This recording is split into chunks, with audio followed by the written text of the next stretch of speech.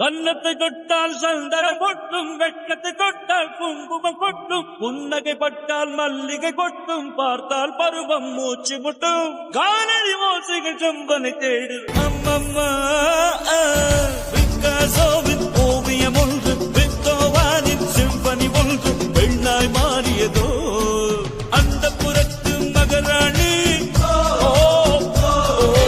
அந்த புறத்து மகராணி ഇവൻ കുറച്ച് സ്പെഷ്യലാണ്. മരുഭൂമിയിലെ രാജാവ് എന്നൊക്കെ പറഞ്ഞ പോലെ പിന്നെ ഇവിടെ ചെന്നാലും രാജാവാണ്.